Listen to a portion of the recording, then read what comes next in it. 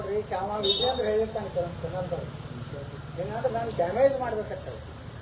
ನಾಯಕ ಪತ್ರ ಬರಲಿ ನಾಯನು ನ ದೈನಂ ನ ಪಲಾಯನಂ. ನಾನು ತಪ್ಪಾಗೈತಿ ಕ್ಷಮಾ ಮಾಡ್ರಿ, ನಾವು ಯಡಿಯೂರಪ್ಪ ಕುಟುಂಬಕ್ಕೆ ಏನೂ ಅನ್ನೋದಿಲ್ಲ, ಇನ್ನೇನಾರ ಅಂದ್ರೆ ನೀವು ನೋಡ್ರಿ ಅಂತ ಹಿಂಗೇನೆ ಅನ್ನೋ ಮಗ ಅಲ್ಲ, ಒಂದೂ ಅಂದಿಲ್ಲ, ಇನ್ನು ಮುಂದೂ ಅನ್ನೋದಿಲ್ಲ. ಅಷ್ಟು ಕೆಳಗೆ ಹಾಕಿ ನಾವು ಬಿಜೆಪಿಗೆ ಹೋಗೋ ಅವಶ್ಯಕತೆ ಇಲ್ಲ. ಇದೆಲ್ಲ ವಿಜೇಂದ್ರನೇ ಮಾಡಿಸುವಂತ ಕೆಟ್ಟ ಒಂದು ಕ್ರಿಮಿನಲ್ ಬುದ್ಧಿ ಇದೆ ವಿಜೇಂದ್ರಗೆ.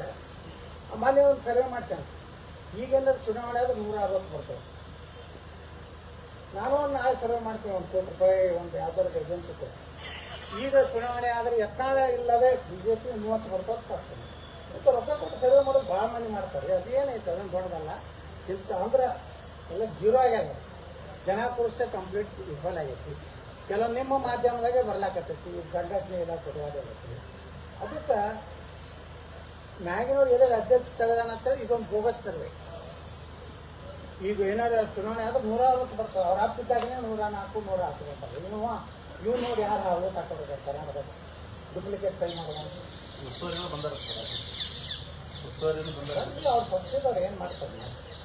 ಉಸ್ತುವಾರಿಗೆ ಏನು ಗುರುತಿಲ್ಲ ಅಂದ್ರೆ ಉಸ್ತುವಾರಿ ಎಲ್ಲ ಗೊತ್ತೈತಿ. 14 ಪ್ರಭಾವ ಐತಿ ಕರ್ನಾಟಕದಾಗ. ಅದೇ ಉಸ್ತುವಾರಿ ನನಗೆ ಹೆಲಿಕಾಪ್ಟರ್ ಕೊಟ್ಟಿದ್ದು ವಿಜೇಂದ್ರ